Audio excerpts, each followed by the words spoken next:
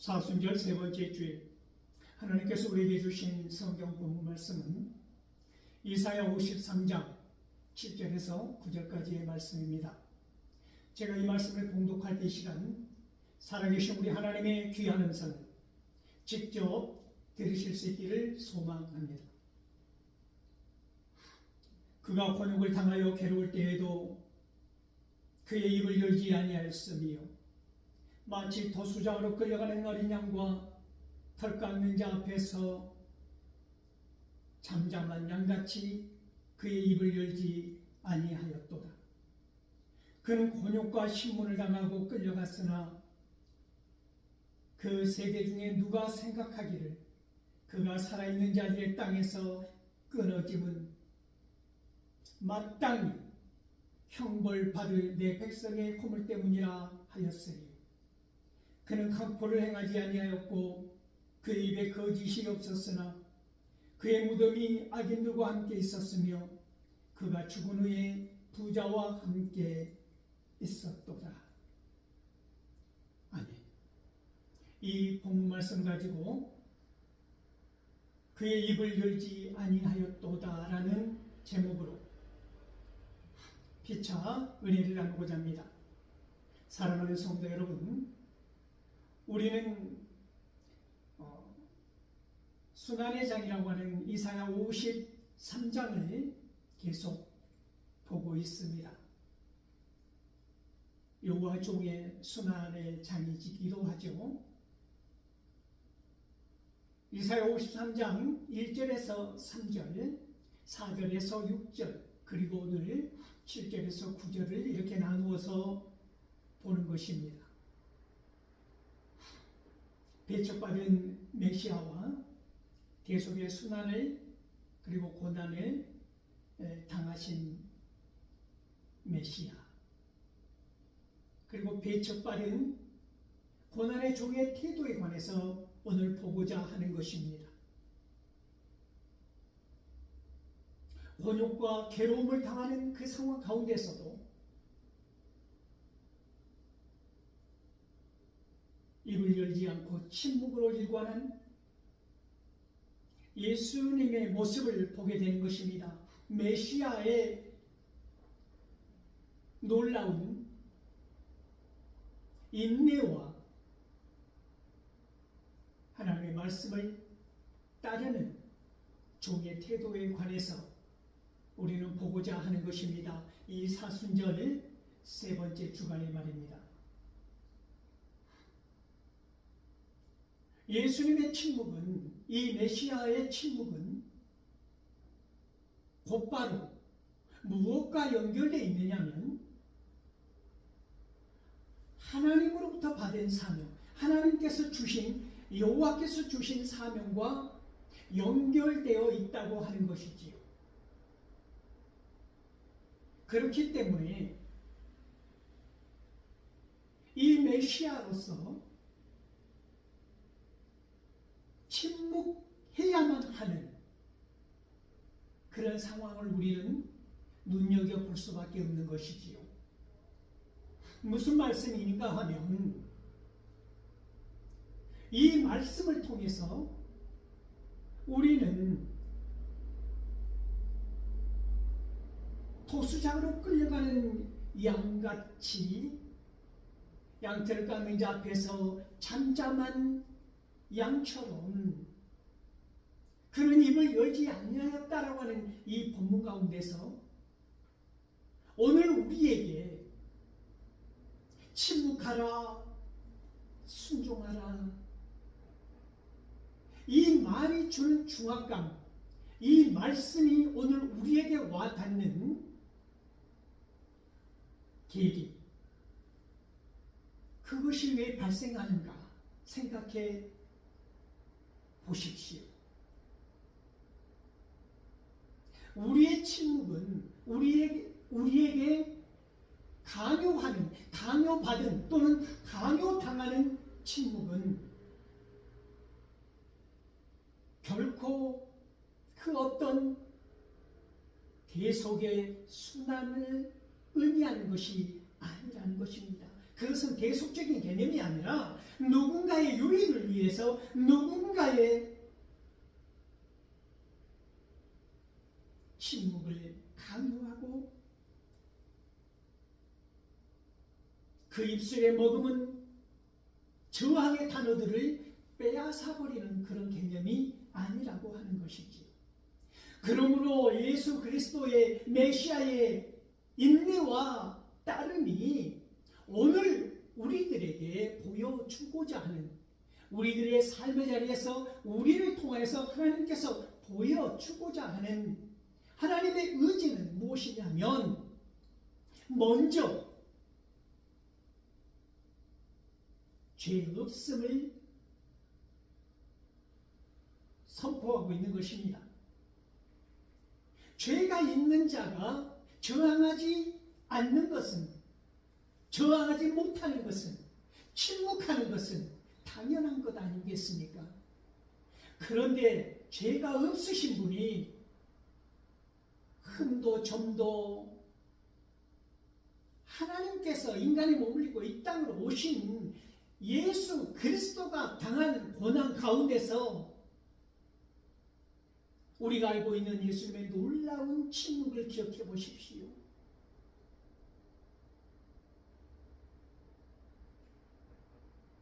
하나님을 믿는다고 하는 유대인들, 그리고 하나님을 예배한다고 하는 종교 지도자들, 대제사장들과 서기관들, 바리새인들에 의해서 예수님은 온갖 고난을 받고 핍박을 당하고 빌라도 총독에게 넘겨지지 않습니까? 총독 빌라도에게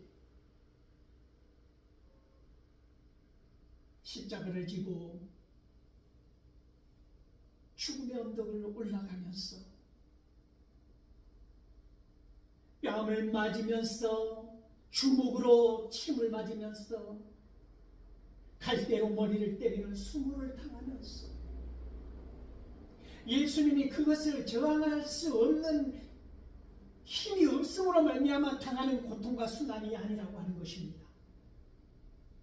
우리가 이 세상 가운데서 내가 힘이 없으므로, 내가 저항할 수 없으므로 그냥 참고 견디는, 억울함을 당해도, 핍박을 당해도, 무시를 당해도 무조건 참고 견뎌야만 하는 그런 개념이 아니라고 하는 것이지요. 여러분, 부당한 대접을 받았을 때, 멸시와 천대를 받았을 때, 수모를 당하였을 때, 누가 여러분에게 그때도 그 상황 가운데서도 예수님이 이렇게 침묵하였던 것처럼 여러분 그냥 참으십시오라고 할 수 있느냐는 것입니다. 결이 다르다는 것이지요. 예수님의 인내와 따름은 오늘 우리가 삶의 자리에서 무조건 메시아처럼 그럴 수 없다고 하는 것입니다. 왜 그렇습니까? 예수 그리스도께서는 우리의 모든 죄와 허물을 지고 하나님의 뜻을 이루시고자 하는 걸 아셨기 때문입니다.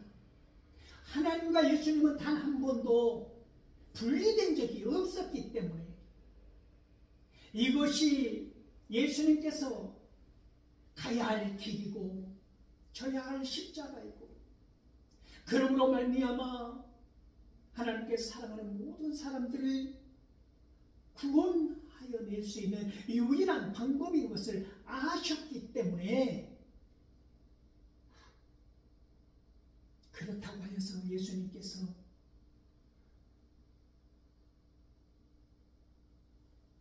이 고난의 순간을 단 한순간도 이 십자가를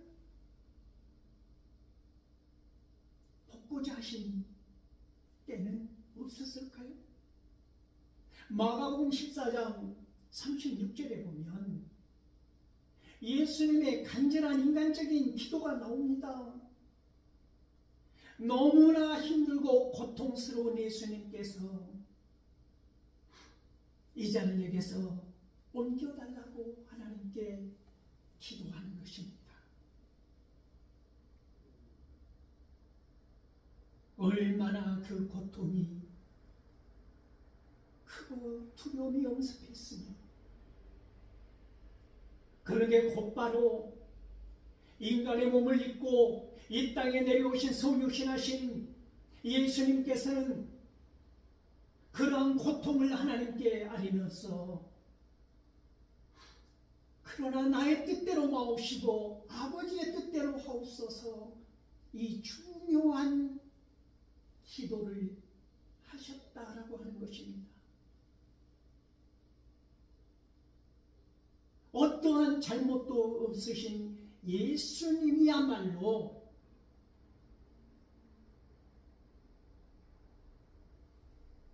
모든 공경과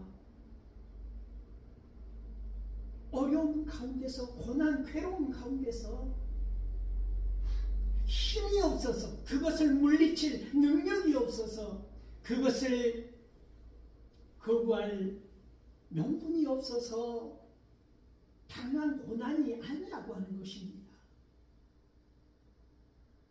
힘이 있으시면서도, 하나님이시면서도 인간들의 온갖 저주스러운 그런 행위에 맞서지 아니하고 담담히 가셨던 까닭은 무엇입니까? 오직 하나, 그 길만이 길이 참고 또 참고 하나님의 뜻을 따라 가는 그 길, 가시밭 길이 곧 예수님이 가야 할 사명이고 하나님의 뜻이고 계획이고,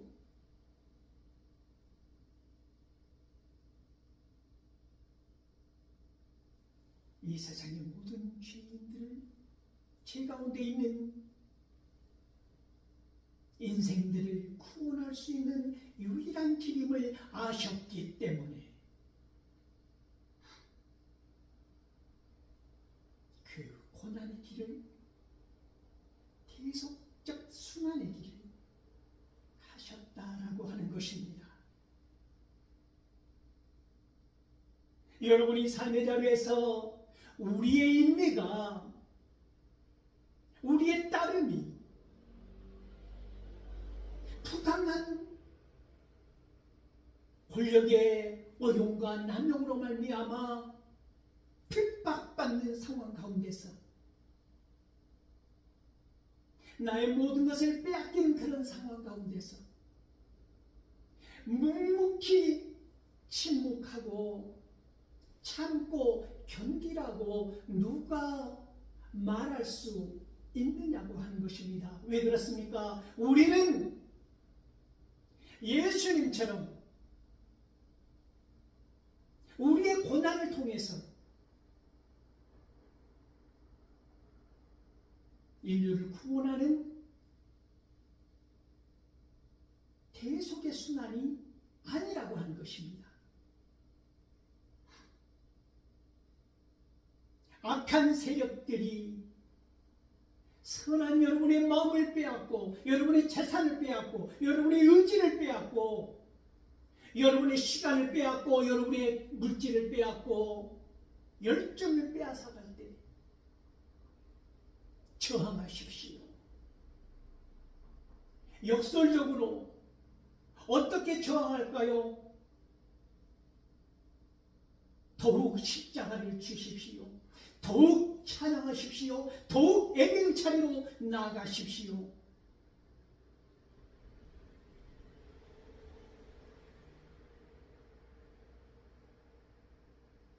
악한 자들의 유익을 위해서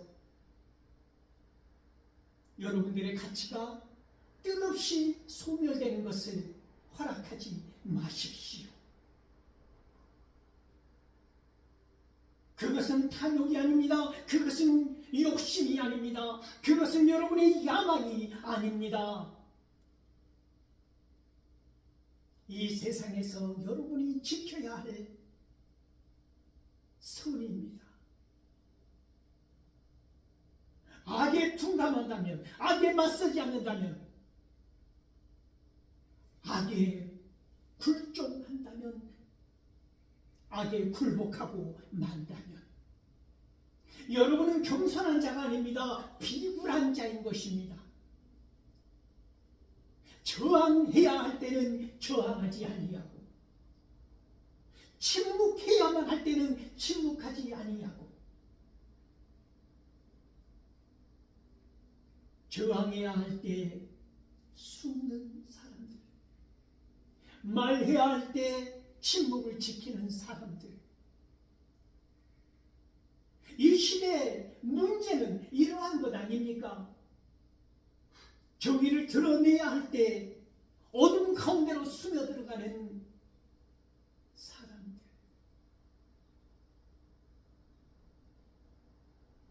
이 메시아를 향해서도 사람들은 그 한 사람도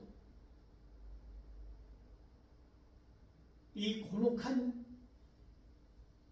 괴로운 이 상황을, 이 대속의 순환을 당하는 것이, 메시아의 이 순환이 수많은 사람들의 죄악 때문이라고 생각하는 사람이 단 한 사람도 없었다라고 다시 반어적 수사 의문으로 우리들에게 묻는 것입니다. 누가 있었느냐라고 하는 것이지요. 아무도 없었다는 것 아닙니까?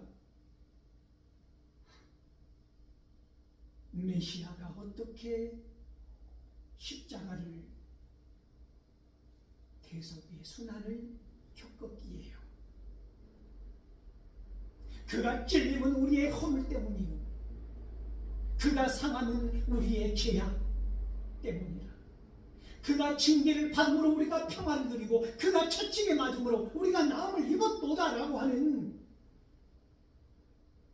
이 선명한 고난을 우리 눈앞에 펼쳐주는데도 그 누가 그 채찍이, 그 상한, 그 징계가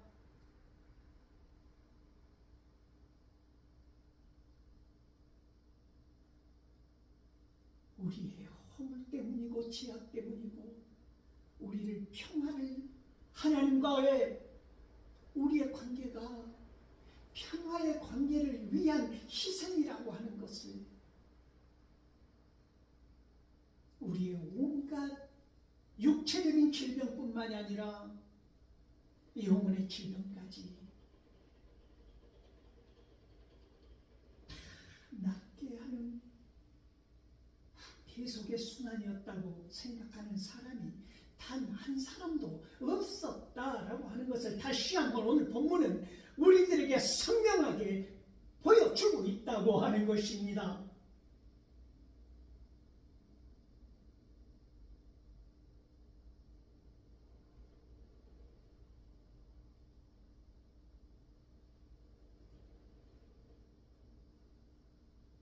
메시아의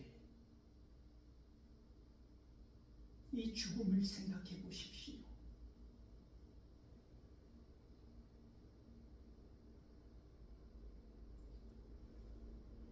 총독 빌라도를 찾아가서 아리마대의 부자 요셉이 예수님의 죽은 몸을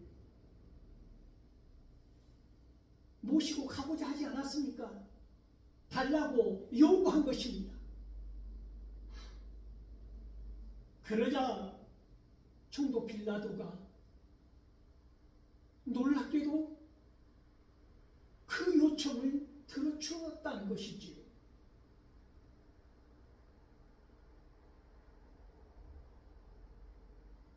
그런데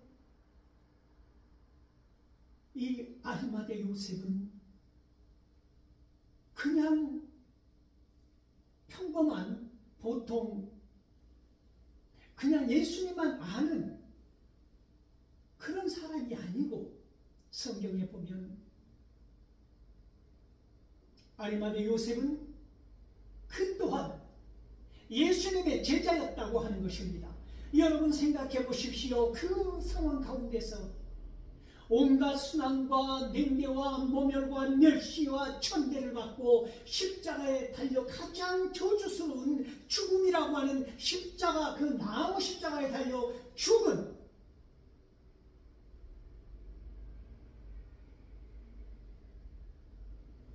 예수님을 달라고 누가 말할 수 있겠느냐고 하는 것입니다.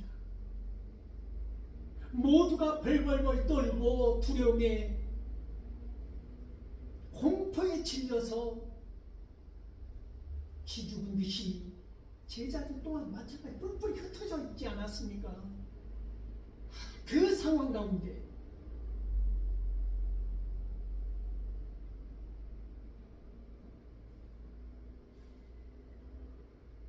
아리마대의 요셉은 침묵하지 않았습니다. 숨지 않았습니다.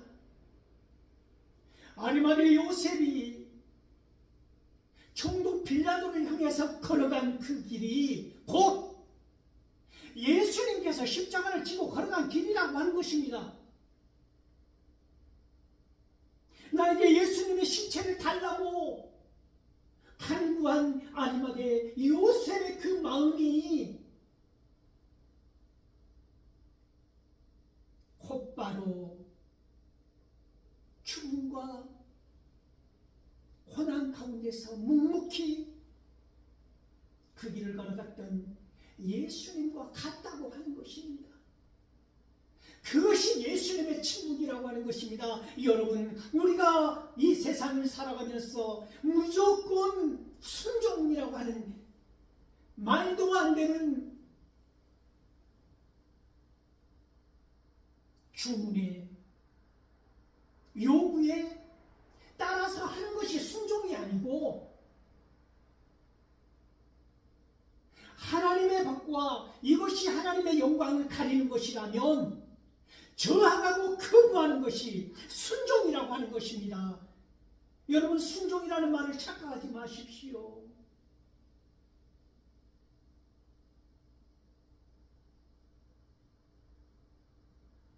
그 서슬퍼런 예수님도 죽음의 자리로 내몰았던 총독 빌라도를 향하여서 뚜벅뚜벅 걸어가 예수님의 시체를 달라고 말할 수 있었던 아리마대의 요셉을 생각해 보십시오. 그것이 인내고 그것이 올바른 따름이라고 하는 것입니다.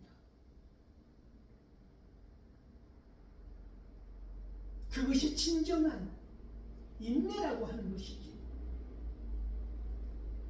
우리는 쉽게 말합니다. 예수님의 인내와 예수님의 따름을 이 본문을 통해서 배워야 한다. 그런데 우리가 이 본문을 통해서 배워야 한다고 하는 이 인내와 따름이 우리의 도식적인 인내와 따름이 아니라고 하는 것입니다. 저항해야 할 때, 횃불을 들어야 할 때, 아니라고 말해야 할 때, 아니라고 말할 수 있는 것, 그것이 인내라고 하는 것입니다.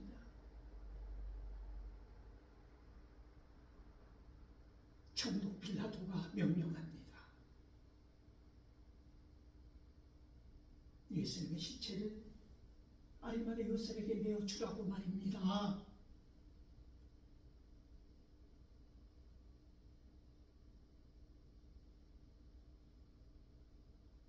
십자가에 달려 죽었다고 하는 것은 반역을 저지른 죄인만큼 가장 흉악한 죄인이라고, 그런 죄인들이 죽음으로 가는 그 길이 십자가의 형틀 아닙니까?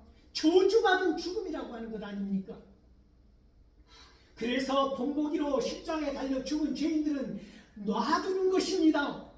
바람이 살점을 뜯어가고 새들이 산 쪼아먹고 오고 가는 모든 사람들이 그 흉악한 물건을 보게 하는 것, 이 십자가 흉틀에 숨어있는 또 하나의 무서움 아닙니까?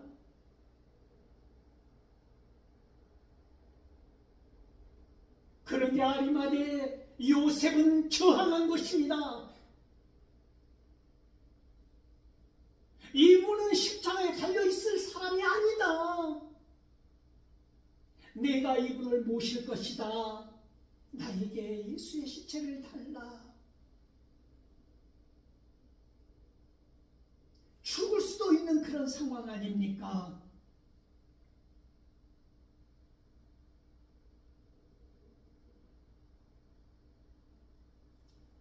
아리마대 요셉은 찢기고 상한 채찍에 맞은 예수님을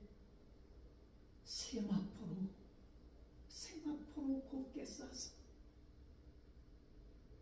흙을 판 동굴이 아니라 성경에 보면 바위를 뚫은 무덤을 아리마대 요셉이 내가 죽으면 이곳에 들어가야 되겠다라고 생각하면서 만들었던 그 새 무덤에 예수님을 모셨다고 증언하고 있습니다. 세상은 온갖 흉악한 죄인과 함께 예수님을 버려두고자 했지만 하나님께서는 흉악한 죄인들 가운데서 예수님을 두지 아니하였다는 것이지요. 왜 그렇습니까? 끝까지 죽음의 순간까지 대속의 순환으로 고통받은 하나님의 종, 하나님의 메시아, 그가 입을 열지 아니하였던 그 이유를 누구보다도 잘 아셨던 우리 하나님께서 함께하여 주시는 것입니다. 예언된 말씀을 통하여서 메시아의 모든 사역이 그 어떤 것도 하나님과 분리되어 있지 않다고 하는 것을 다시 한번 강조하고 있는 말씀입니다.